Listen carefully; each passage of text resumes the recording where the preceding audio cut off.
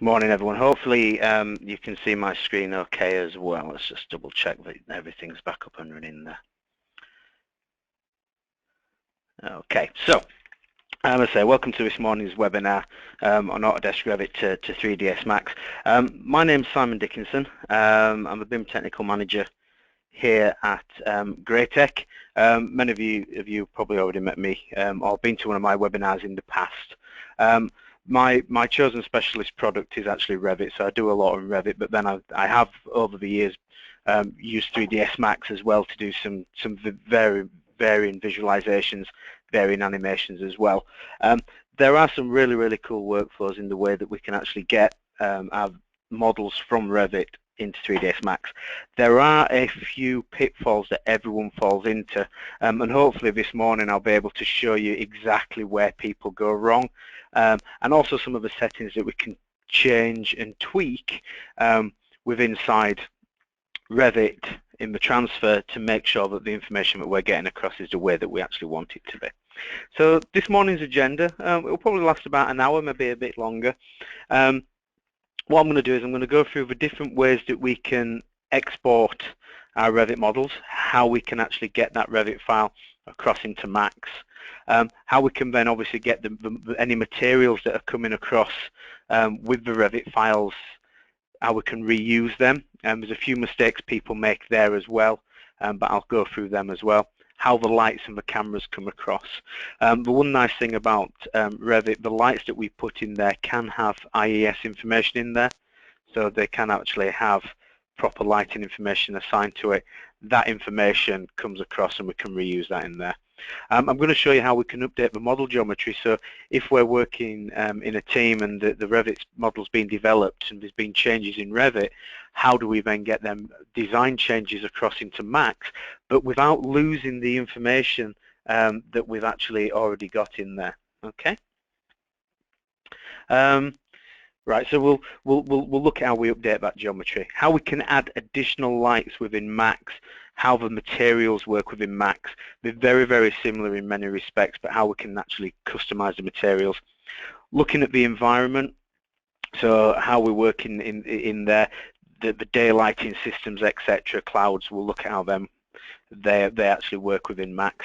Different rendering techniques.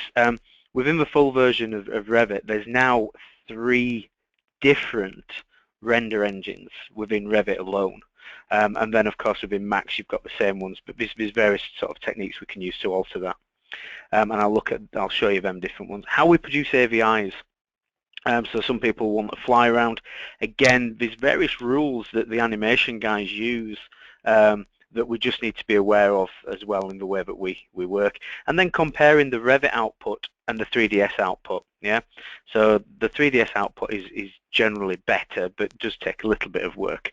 But we can still get quite good renders directly out of Revit. Obviously, the 3ds Max is there to give you that next level up from there. Okay, so that's the agenda.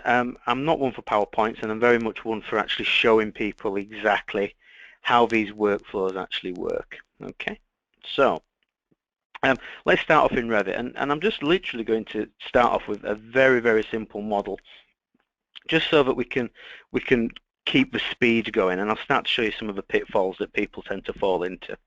So all I'm going to do is, to start with, is I'm literally just going to create an exterior wall in this scene. I'm not going to create anything else.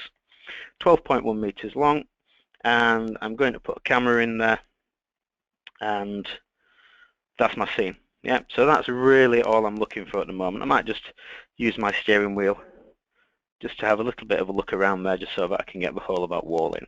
Okay, so I'm not going to show anything other than that at the moment. Okay, and I want to show some of the different workflows that we've got to export this now straight over here into my blank Max scene. So there's several ways we can do it. Max will support a DWG output, so I can export this view, if I like, to a 3D DWG. Max will also support a direct Revit file, and it also supports FBX. Okay, and we'll come on to these others slightly, the different workflows here in a little bit, and I'll show you how the FBX one works. But what we can also do is if you've got Revit and Max installed on the same machine and you've actually got maybe one of the building design suites or one of the suite products, it will automatically install the suite workflows. And the suite workflows give us a way in which we can get the Revit file direct to Max without having to export a file and then re-import a file. This will push it straight across. And we can actually create under the Workflow Manager various different settings. So I've got an exterior, I've got an interior, but I could actually edit the settings on these, and then I can do a save as, so I can create my own. Okay, so what I'll do is I'll use the ones that I've already got set up. I'm going to go to an exterior render because it's exterior, and I want to now export this out. Okay, and what that should do, if it lets me actually launch that. Okay, let's just do a save on this scene first. It might help, so we'll just do a save this project. Yeah, I've actually already saved this. It's called Project 1. It's on my desktop. Go to my suite workflows, which seem to have hung. Just bear with me a second. I was playing around with some other software earlier this morning. So what I'm just going to do, I'm just going to actually start. Just let me restart my Revit, because I was playing around with a few settings just before we started. So the biggest pitfall, in fact I'll talk to you about this, is the system units within a Revit file, because most people assume that when they're working in Revit in a metric environment, just like in AutoCAD, if we were to start a project, then what we tend to do is we tend to change the system units to work in millimeters, and it's no different really in the way that we're working here within Revit. So we'd come to manage, we go to our system units, and if you've started using the metric template, we appear to be working in metric units. The thing is with a Revit file is the system units behind this is actually feet. It's not what you think. So what we tend to find is that if I actually just set that camera back up, and hopefully my suite workflows are going to work this time. Exterior render, here we go. Yeah. So I can now export this wall out, and we can have a look at the settings. So it's going to ask me about the target scene. So basically the target scene is which camera am I exporting. So if it asks me, it means I can choose different cameras. So it'll only take the camera out that you've got selected. You can select all cameras as well if you want to. Existing link, so if it's found, it'll ask the user it's already found it to update. And then the most important thing here is use the max scene material definitions and keep the max scene material definitions on reload. So this is straight away where I'm saying that if the scene already exists and I've already done work on it, and I've started to apply new materials to the geometry that's come across from Revit, I don't want the Revit materials to come back across and override the settings that I've already chosen. So what I can do is, we'll leave all them, I can hit run, and then you'll notice I've already got Max open. So I can actually tell it not to use a new Max scene because that'll launch Max again. Is this an existing scene, i.e. I've already started working on it, or is it just the active session? So at the moment I've got this blank. Existing links will be updated, so this is where it's asking me that as well. Okay, and hit continue. Now there is only one camera in this scene, so it won't ask me which camera I want to put in, but you'll notice it's pulled in the model. It's also, you'll notice here, it's actually pulled in the daylighting system. So if I go across here to my camera shot, I can see the wall. If I change the view to realistic and then tell it for the materials to show the material maps, it's fetched the material map across from Revit, and it appears to have scaled it absolutely 100%. But I don't like that brick, so what I'm going to do is I'm going to go to my material palette. Some of you may, when you're using materials, be using the compact editor or what we call the slate editor. It doesn't really matter too much, but I'm going to create a new material, and I can come in and I'm just going to create a masonry material.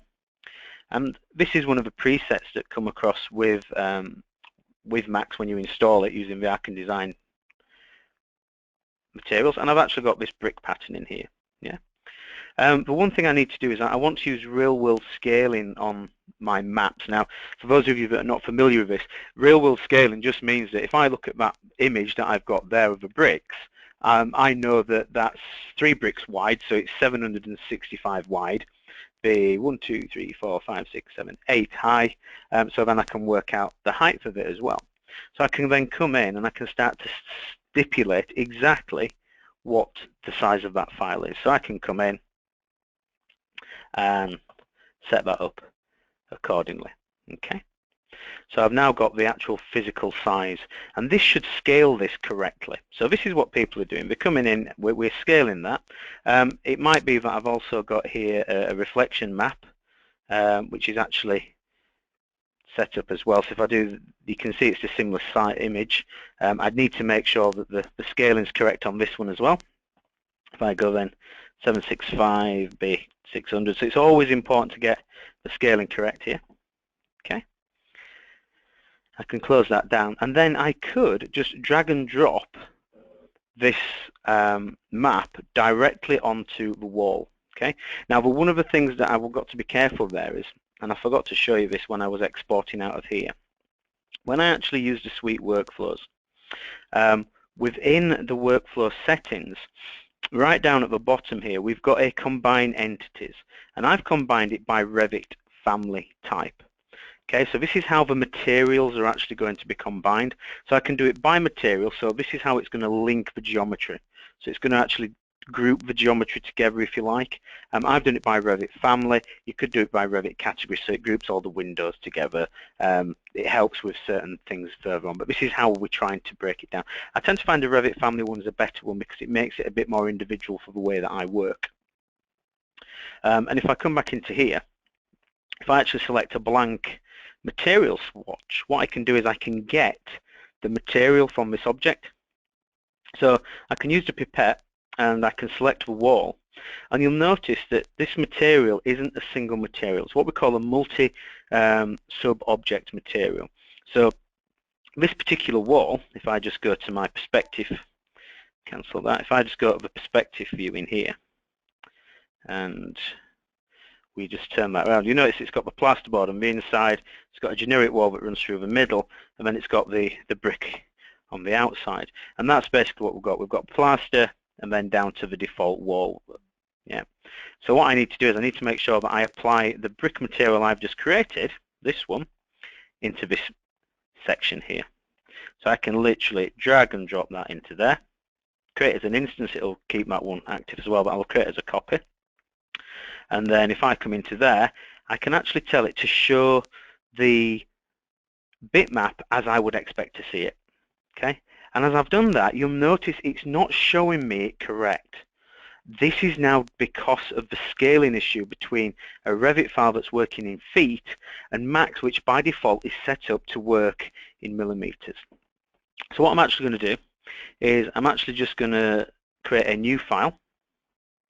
I don't want to save that, so back to basics. And the trick is if I come to customize and go to my unit setup, what I can do is I can say my display units are in millimeters, so when I'm drawing, everything's going to work in millimeters. But my system units, I can change to feet. Okay, so I can actually change this to feet. Click OK, OK again. If I now go back to Revit, and what we'll do is I'll push this back out now to this scene again. So I'm going to go Run, and I can go to the active Max scene, which is this one again, and hit Continue. Here we go, comes across, go back to my camera shot, so everything looks exactly the same as it did before, including if I actually put the materials on, the materials come across from Revit, they're always scaled, it always scales it correctly coming across. But now if I was to set up my material again, so let's go back into here and set up my masonry material, and I'll just set this now to work to the 765 by 600. Okay, so that's now the scaling that I want. If I just drag and drop this, do the same thing again, let's just select the material here from the wall, Do the same thing, we'll drag and drop that material into there, create a copy.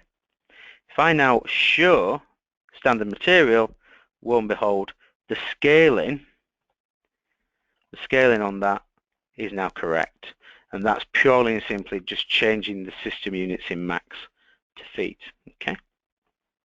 And it's fetched across the daylighting system, so if I was to hit the render button, it should render this, and the lighting is actually set correct as well. So straight away we've got a Revit file that's coming across, we know the scaling is correct, and we can start to make changes and do updates in there as well. Okay. So what I'm going to do is I'm just going to, so that's using the suite workflow, and there's various things we can do for pushing changes across in there as well. So I'm just going to reset that a second. Okay. The next thing I want to do is show you another way. It might be that the person that's doing the visualization isn't the person that's using Revit. So it's on a separate machine. So the suite workflows only work really as a method of creating a Max file in that situation. You could then save the Max file and you could send it across to someone else, but it then does cause issues with updating. So if you are working on two separate machines and you want to better work this through, what we can do is I can export this scene to FBX. Okay, and I'm just going to save this onto my desktop so I can find it, and I think it already exists, so I'll say yes. So I've now created an FBX file from this wall. Go through to Max. I can then come in here and I can come to my import, and under here you'll notice I can import Revit files, I can import FBX files, etc. So I could actually fetch the RVT across. Notice that the link Revit also mentions FBX because it just means it's got the preset settings for the file, the FBX file that's actually being exported from Revit. So I can choose the Revit one, Revit or FBX, find my FBX file, okay, and I can click open. It will now allow me to set the presets look, and I actually have various presets that I can choose. Now the nice thing here is these are the ones at the top there are the same presets that the suite workflow is using, because technically the suite workflow in the background is actually creating the FBX for you, and it's just doing everything I'm doing now but in an automated way. Okay, so I could say, right, let's fetch it across again by Revit family. Okay, so I'll specify the preset, there's the file I want, I can attach the file. Yeah, it's telling me now as well that I'm creating a daylight system. So do I want to set my exposure control to 15? Yes. It does that automatically on the suite workflow, which can be annoying if you've got an internal view because it turns your exposure rate really low down. So when you actually do a render, it looks a bit dark. Only reason it is, it's just we just need to adjust the exposure. Okay. So to all intents and purposes, this is now updated. I can go back to my camera view, and here is the wall that I had before, and again if we went into here I can show the material maps that are in there. Okay, again very quickly, I should have saved that material, never mind, and we'll just set up our masonry material, and we'll specify the real world again, 765 by 600.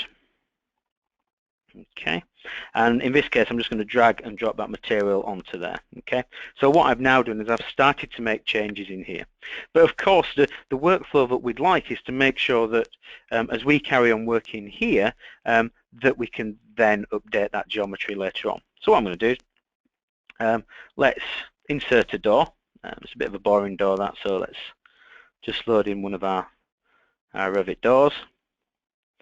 That I'll do for the sake of this little demo, and we can load that door in there, and let's have a window in there too. So what I can do is, again, let's go to my windows, find something that looks reasonably nice, just that casement, that will do. Okay, and we can then maybe pop in a couple of windows. If I now go to the 3D view, my camera view, yeah, we've now got a few changes in there. In fact, let's just create similar, let's just pop in another window. Okay,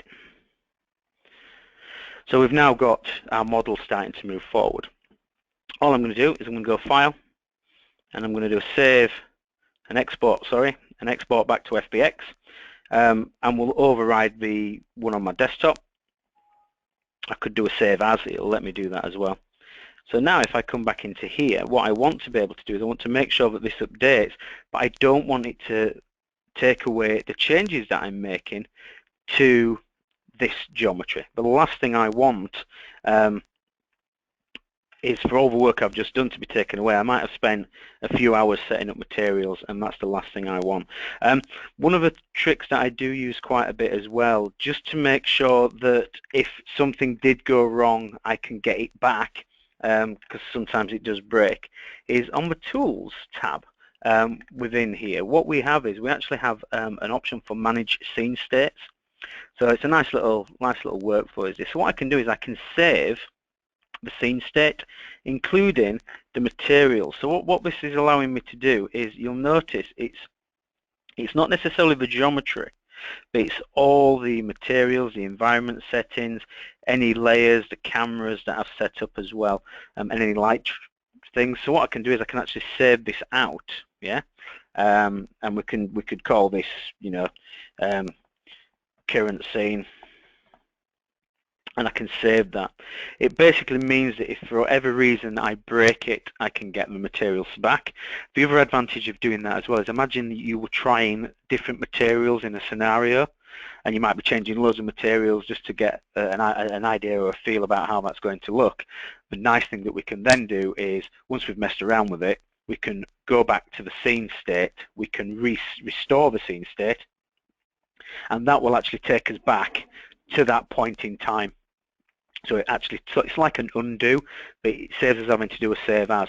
The other thing we can do with the scene states is, imagine you've got nighttime views in a scene and daytime views. They have different exposure controls. We've got different lighting settings, so some lights will be switched off, the sun will be in a different position, and we can set a scene state up for nighttime with the correct exposure control, and a scene setting for daytime with the correct exposure control. So it allows you to switch between things there. So scene states are really, really useful.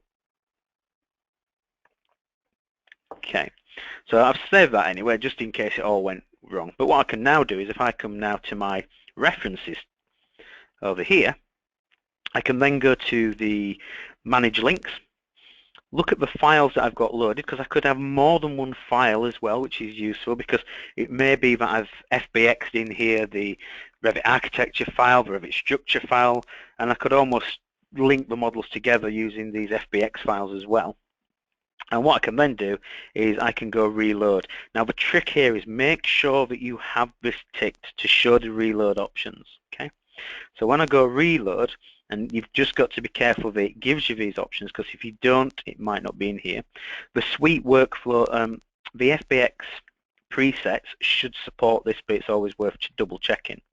And it's these tick boxes down here. So the materials, keep the 3ds Max materials. Notice same material, same tick boxes that I was mentioning within the suite workflows. These are key. If these aren't ticked, it will just pull the new file in and it will override all your materials. So what I can do is, if I click OK on that, what it should do is it's now updated the geometry with the new changes, yeah, but it's kept my material definitions that I've set up in there. Okay. Now, just a couple of things to point out. The materials that come across from Revit. So if we have a look at this window, so again, I'm just going to pipette the window, because again, it's a multi-subcategory material. So what we've got is, we've got a frame material, UPVC, and then we've got a glass material.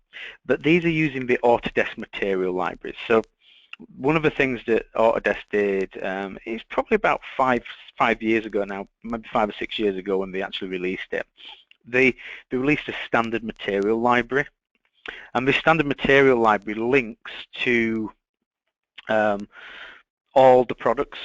So you might notice when if you're the person that installs the software, you'll install one product. When you go to install another product, the material library, it says it's already installed. And it was trying to get a consistency across all the products. It's also in 3ds Max, but the quality of these materials is good. For anyone that's used Max for years, you might remember some are called the Pro materials that we had, and they're actually based on the Pro materials out of 3ds Max. It was the 3ds Max people that actually set this materials definitions up. Okay, so what we've got here is the Autodesk glazing, and it's all right, it's good, but I don't particularly like it as a glass. A little bit of a trick is, particularly if you are rendering using the Mental Ray renderer in here, what we can do is we can change this from the Autodesk glazing to what we call Arc and Design. And under here, under the Arc and Design materials, we actually have a glass thin geometry, which is really nice. So I'm just going to change that to thin geometry. Now, because this material is called, if I just go back up to the parent, it's called glass, yeah? It basically means, yeah, so it's just actually called glass. When I update the material definition, it updates all instances of the material glass in the entire project. So it's actually now changed that. It's a bit more transparent, but it has a nice sheen. So when the sun reflects onto it, you do get a slightly better effect in there. Okay. This door is obviously using a slightly different glass. In fact, I just realised I broke this down by family, so that's the reason why that's updated. So it is working correct. Okay, so we can start to do that. If you break it down by material, you can change glass and it updates all of them. The nice thing here is I might have a bathroom window and a normal window. I can at least then frost the bathroom window. Okay, so again, I've now started to add other material into that view as well. And again, we could go back to Revit and we could continue and move that forward. The other nice thing as well is if I were to add additional cameras, then we can start to look at that as well. Now, just to be aware of the difference in the cameras that we have and the way that they actually come across. The cameras are very, very similar between the cameras that are actually in 3ds Max and the cameras that are in Revit. The one thing that you will notice with the cameras in here, yeah, is if I select,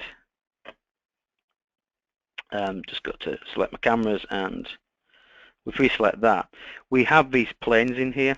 Now, for those of you that use Revit on a day-to-day basis, you'll know that Revit has cutting planes on the cameras, and if you have a cutting plane set up, i.e. a far offset of a distance, then it will actually show that. What we can do is, when they do come across, as normal cameras. They come across as free cameras. Most of the time, we might, in Max, if we just put in a product shot in or a standard shot, we tend to use targeted cameras because it gives us the ability to point at an object and rotate around it. But you'll notice that we still have all the adjustments in here. So we can start to change this to stock lenses. Revit doesn't support stock lenses. It just gives us a field of view, so we can drag it to whatever we want. In here we actually have a physical stock lens. This is really useful if you're trying to put a backdrop in. So if you've already taken a photograph of the site and your background is a photograph that you've taken, you can find out what the lens size was on it. Most digital SLRs, when you take a photo, it'll actually log information into the photograph now, which we can get very easily to find out what size lens was used. It means that then we can actually use the same lens in our scene to make sure that the background then looks correct as well, because the aspect ratio is going to match. We do have other tools within Max for actually sorting that out, but they're tools for another day, which is the camera match tools. Okay, so what we've actually got in here, we've actually got all the settings, and we can turn the clips off. So if I want, I can actually turn the far clipping off, so I don't need to worry about that. Okay. There's also other tools within here that we've got which come in really useful as well. So we've got these depth of field tools. So if anyone's ever taken a picture with well, quite often not even with a digital SLR, it'll focus on the person in front of you and the background's out of focus. So when you actually render the scene, you actually get the feeling that the element that you want to see is in focus and it's blurred in the background. That's what our depth of field is.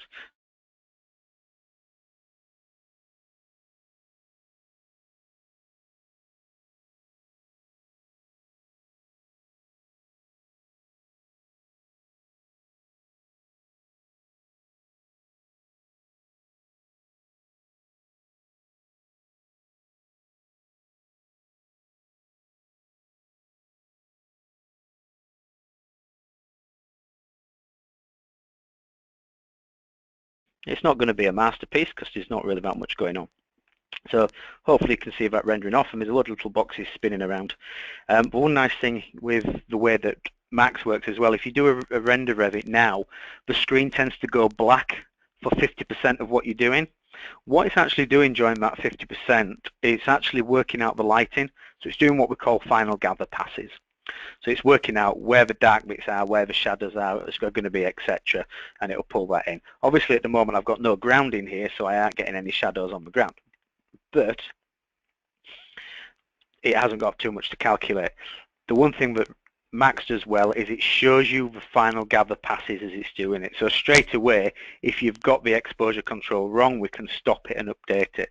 Within Revit, it doesn't matter too much because we can actually adjust the exposure control after we've done the rendering. Okay. One of the things that's come across from Revit, which is quite nice, so you'll notice on this render, hopefully you can see it on your screens, there's actually some clouds going on in the sky.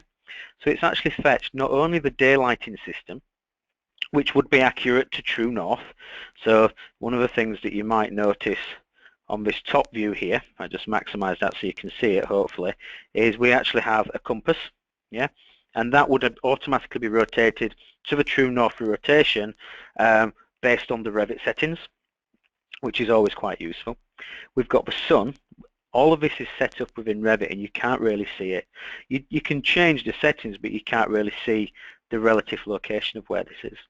But what we actually have is if I actually go to my rendering tab and environment control, or press number 8, at the top here it's fetched across this Mister. Wherever you see Mister, it's just referring to the Mental Ray renderer, but it's fetched across a Mental Ray physical sky.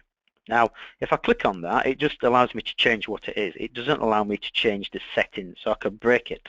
I could change it to a bitmap and have my own image there if I wanted to.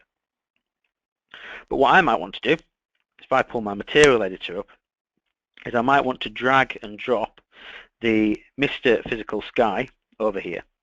If I drag it to my material editor and create it as an instance, the key feature here is as an instance, any changes I make are automatically reflected back in the environment and settings. So go to the instance and we've then got access to changing how this works. Okay, so what we have here is the haze. We can actually start to use this EXR file. So an EXR is just an image file.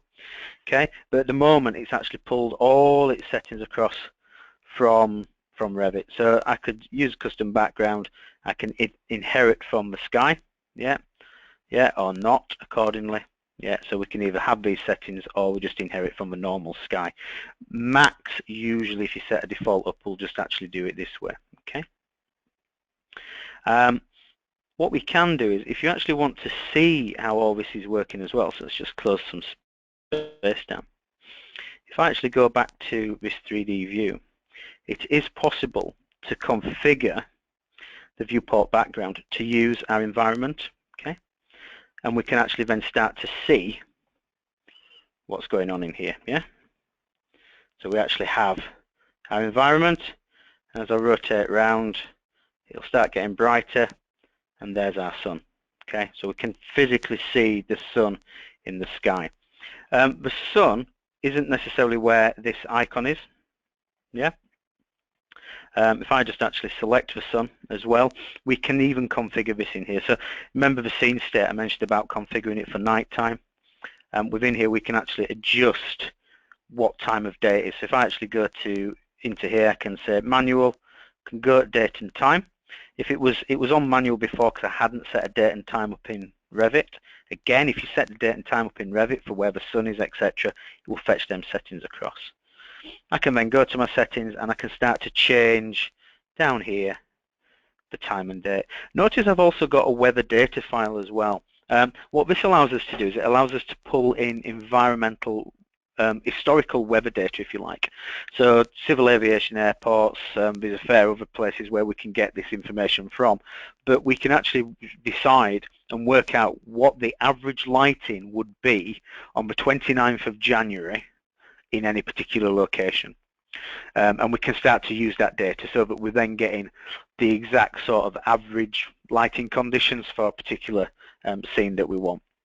time and date, and I can start to lower the sun in the sky. Yeah, so if we keep going down, 1700, 1800, yeah. I'm not quite sure where my location is. It might be interesting to set the location to see why 8 o'clock at night, at 6 o'clock at night, we saw it. That's why, because the month's not today. Yeah, obviously we can change that to the correct month. And as we fetch that down, it'll go dark. You might hopefully just be able to see that it's actually just set on the horizon is the sun. Okay. So there's various things we can change here. I could start to update my exposure control to make sure that that works. So I press number 8 again. Currently I've got an exposure control of 15 in this scene. 15 is pretty much a midday sort of exposure control. Yeah. As I start to reduce down this value, you'll notice that the sun starts to get a little bit brighter. Okay.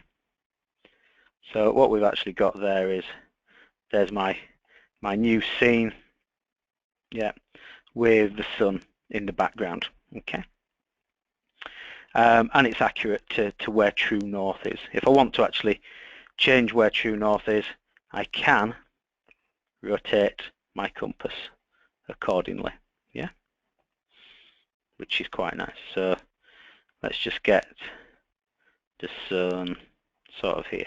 Okay, so there is my scene and the lighting accordingly.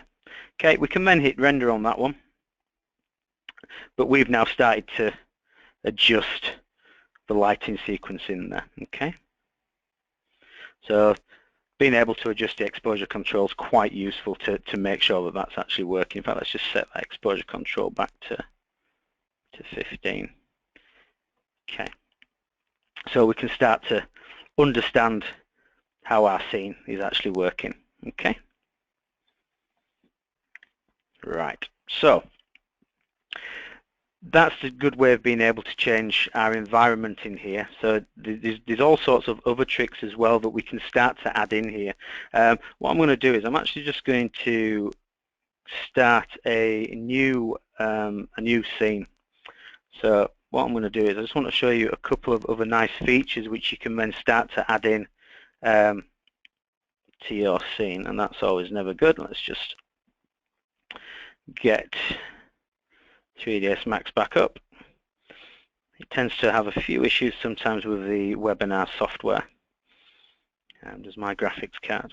So let's just go to 3ds Max.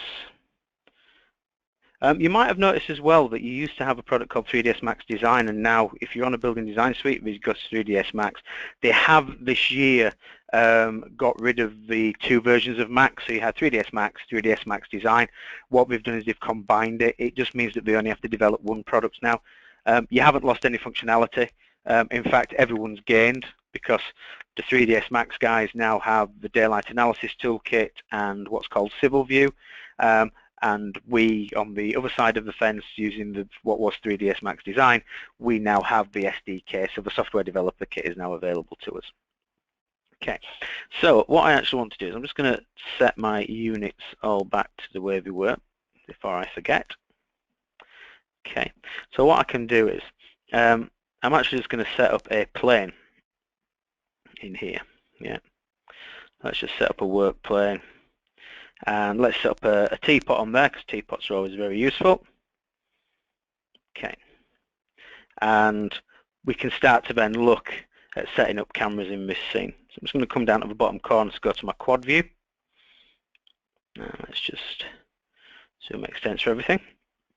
And I'm going to pop in here a camera. So across the top here with the ability to set up lights and also cameras, I actually just want to set up a camera. And it's going to be a target camera, and I can then just target the teapot. Okay, the target is quite useful because the target helps to calculate our depth of field. Press the C button down here, and we can start to see where that camera is. A little bit out, so we can then let's just maneuver. Select my camera, right click, select my camera target, and we'll just move that to there like so. Okay, Next thing I'm going to do is I'm going to set up another daylight system. So if for whatever reason the Revit file doesn't fetch your daylight system across, over here on our systems we have the daylight. We have sunlight, that's the old way, sort of an older way of doing things. One of the things that they've never done with Max is they never delete a function. So if they add new features in and better features, they tend to leave the old ones in. So from a day-to-day point of view, the buttons I use, I probably only ever use 30% of the tools that are in here, mainly because a lot of the other ones have been superseded by tools that I do use, which is quite nice. So then what I can do is come to my daylight, set the exposure control up, photographic exposure control, set up my compass. There's a compass. Don't want to create the sky to go with it, I do, and then I can put the sun in as well. Okay, let's just set up a material. I'm just going to have a nice glossy finish. These presets in here as well within the Arken Design, I highly recommend you to use. So we can actually set up a nice red glossy teapot in this scene, and we'll just have a matte grey finish on the floor. Okay, and exactly the same as what I did previously, let's set this to realistic. Now I've got a ground plane. Notice it actually shows me my shadows. A few years ago, when you were rendering in Max, it was always very hard to understand how lighting had affected your scene, how bright things were going to be, where the shadows were going to be. With a viewport rendering system that's actually in place now in here, the natural viewports, it just makes things so much easier, because I can start to see exactly, including turning the environment on, how this scene is going to work. So what I do want to do is let's just change the time and date of this scene, yeah, and we'll rotate my sun. I actually just trying just to get the sun set into the scene.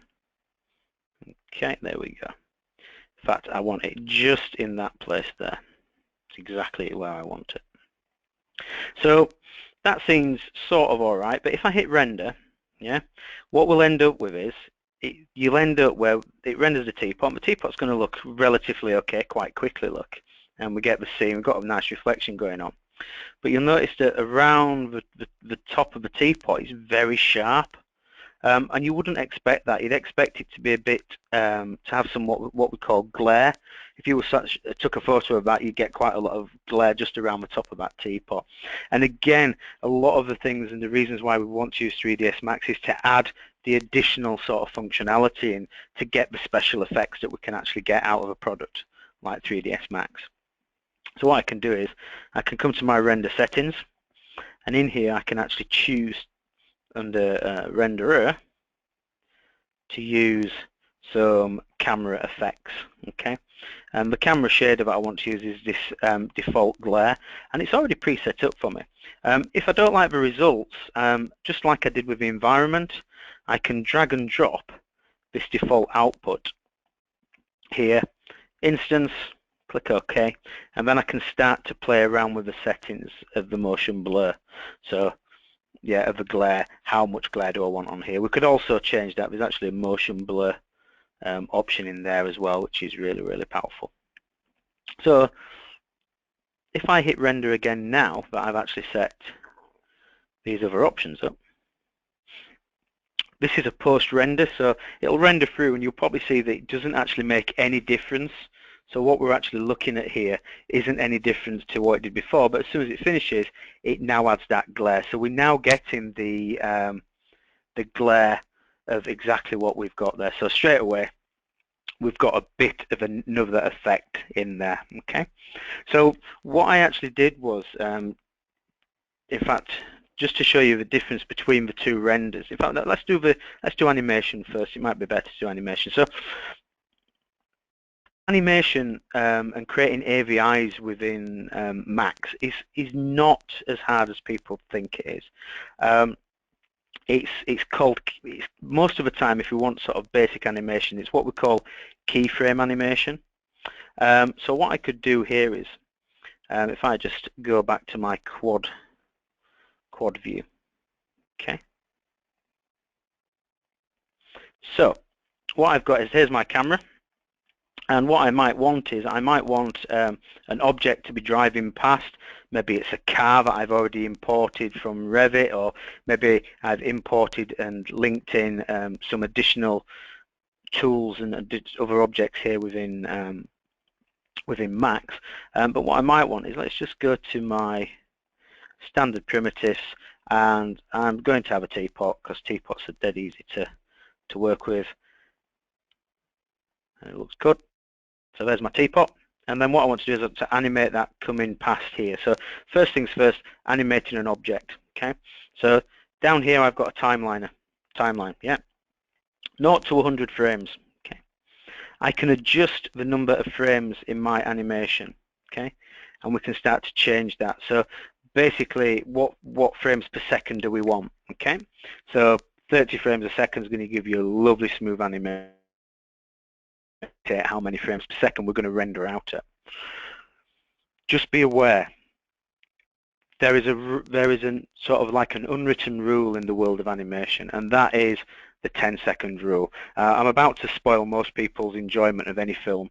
If you actually watch a film, the camera will only ever stay on a single subject for no more than 10 seconds. There are people that break that, but more often than not, you will find that the camera will switch. Even if you watch the camera will shift during a dialogue to look at different people, but it will never last more than 10 seconds. So whenever you see someone that wants to do a fly around the building and they're just spinning around the building and it takes about 10 minutes, you've lost everyone's interest after about 10 seconds. And it literally is down to the fact that the human brain has got a concentration span of about 10 seconds. So it's always nice to switch to something else because it keeps them entertained. It keeps them engaged in what you're trying to show them. So basically, if you're working at 30 frames a second, you don't really want to be taking out sequences longer than 300 frames at a time. You can do this different cameras, and the nice thing here is we can render different shots as we want to work our way through as well. Okay. So we'll just leave that as 100, but I want to keyframe this animation.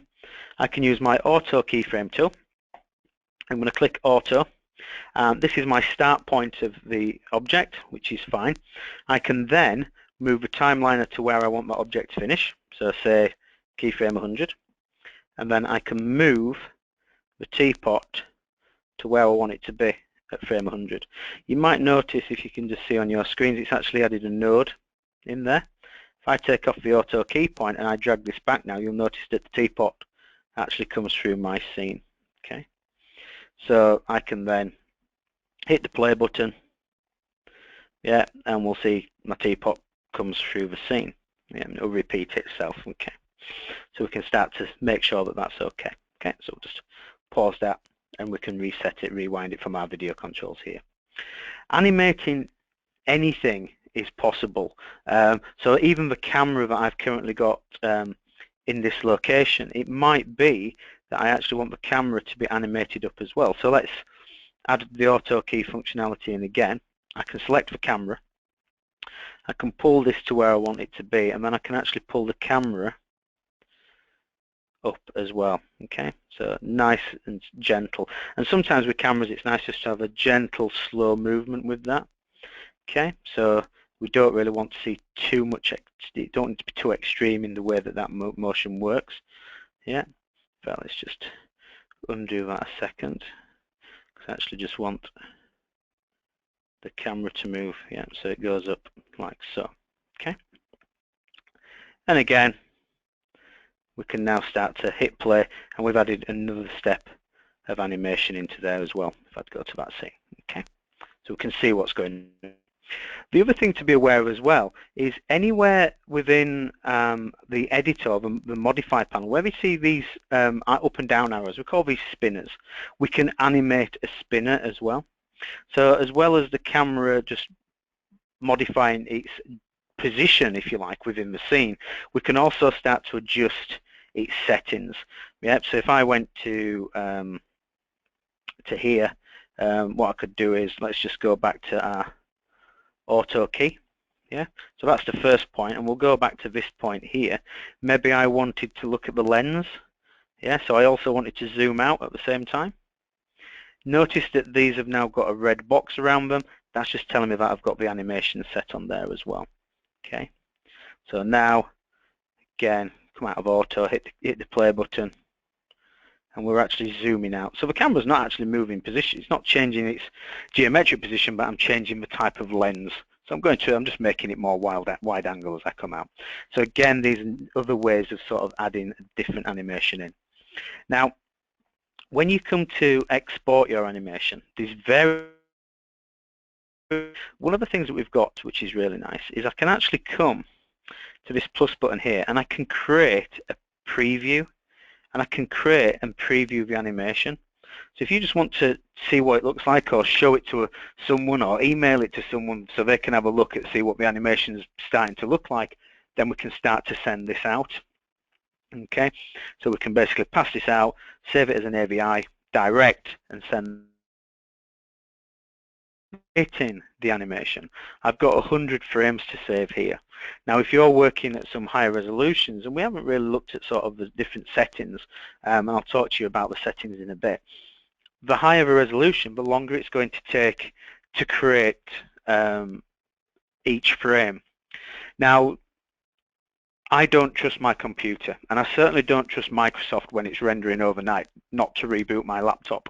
And it has happened to me, and I've lost work in the past by not checking that the updates were going to be installed. So what we can do is when we go to render, we can actually choose the render output. Yeah. So what people do is they either render direct to AVI and hope that it's still running, or they do the other sort of thing, which is under common here.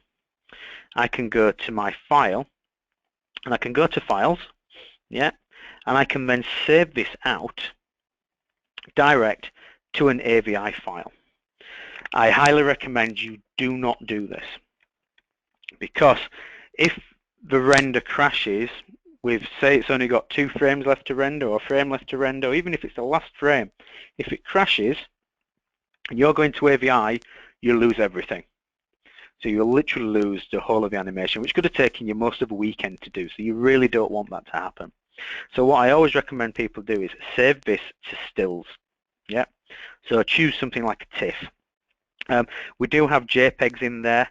I've always been told never to use JPEGs. I know everyone thinks they're the most common one and they're quite good, but they are a compressed file. Even if you use lossless, there's a reduced quality. So if you actually then wanted to do any post-production in, say, Photoshop, you're already starting with a degraded image before you've even then started to modify it. So you want the best. Use something like a TIFF. PNGs are really good as well. And if you wanted the ultimate, then you've got OpenEXR. Yeah, OpenEXR was actually developed by LucasArts. So George Lucas's company, and it's a multi-depth file, which basically means you can have 12 different layers, if you like, or plus. I think it's something like 256 layers within each image file that you can then adjust to control the image. So you could have a layer that just has the shadows on. You can then start to adjust how them shadows look. Have the blue shadows, have the black shadows, and you can start to play with that image. Most cases, TIFF or PNG are going to be fine. Okay, we can give this a name. Yeah, so we'll just call it Teapot 1 and hit save. It'll ask me for the color depth. 8-bit will be fine in this case.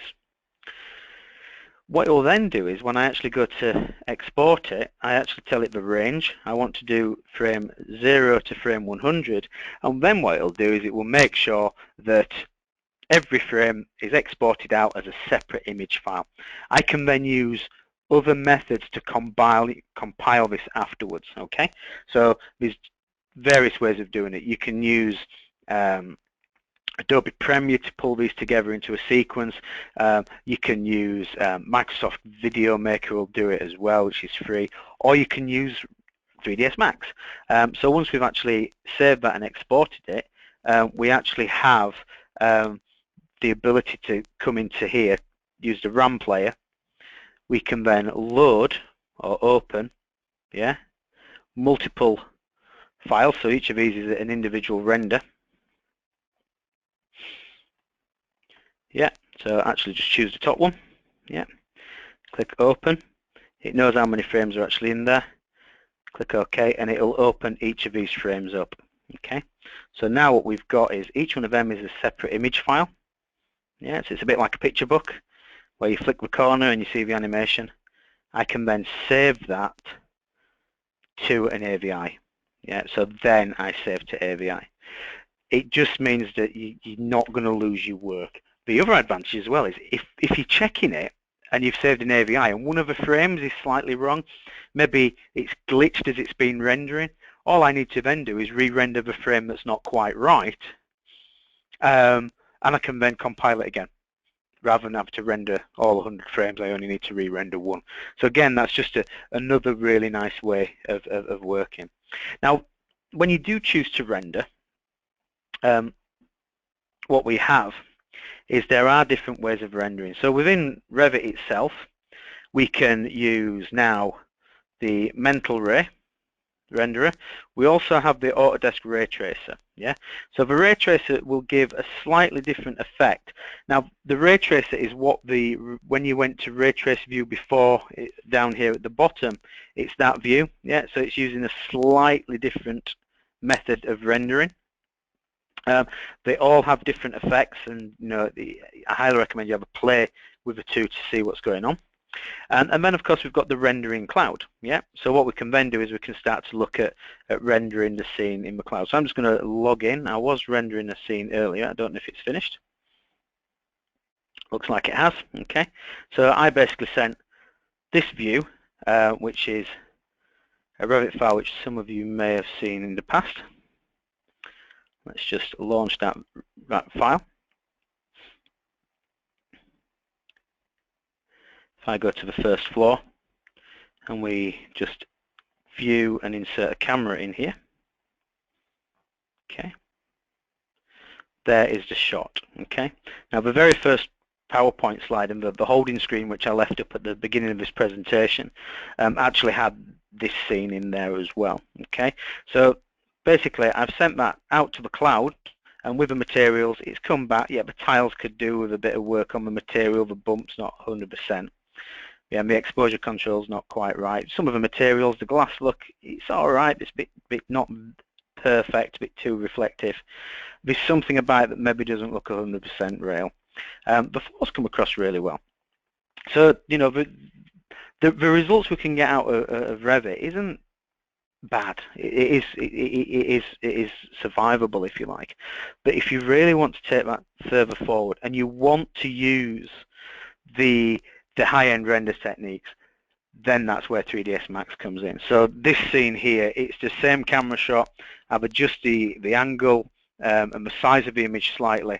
There's a few other features in here that have been drawn in Revit. There's the only part of this file which is actually 3ds Max is obviously the photo in the background and the 3D model of that woman that's actually stood there. Okay. I've got the blur effect, so that glare effect which I showed you on the sun, working on these lights in here. I've put a motion blur on this character, and the main reason I've done that is I always like to add characters into my visuals because it gives an idea of scale, it gives a scene purpose, so you can actually, it looks like something's going on in that scene. But the last thing I actually want is for that character to distract from what it is that I'm actually trying to show. So by blurring that character, I can actually see how that works. Okay. Okay. So the other thing in here as well is the background is actually a photograph. So that's quite cool as well. The photograph can be added in within Max. You can also add the photographs actually in within the Revit software as well. So even within Revit, if we actually go to my background, yeah, we can actually add an image file into the background in there. A question that I do get asked quite a bit is that when you're actually working in Max, is when you're actually rendering, what resolution do you need to render at? So within my settings, at the moment, this image file that I'm actually rendering is only 640 by 480. Yeah, so how big's too big? Obviously, the more pixels that you're rendering, the slower it takes.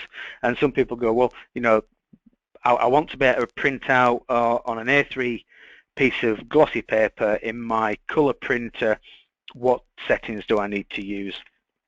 So what we actually have again here within 3ds Max is we actually have a print size assistant, and this is where I normally direct people to, because what this allows me to do is it says, right, so what size is the output? Yeah, what size am I willing to print at? So I want to print at an A3. My printer is capable of, say, 300 dpi, so I want to be able to print full 300 dpi at A3, and you might just be able to see it's a bit dark on there.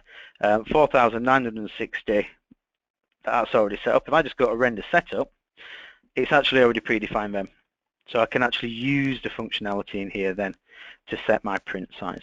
Okay, so all in all, the quality that you can get out of Revit is good.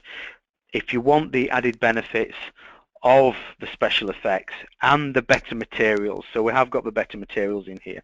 So we've got the ability then to use renderers such as Mental Ray.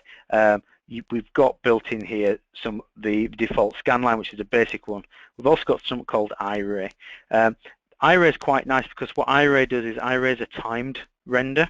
So imagine you're in a time constraint and your boss says, right, I need a render and you've got 2 hours. That's it.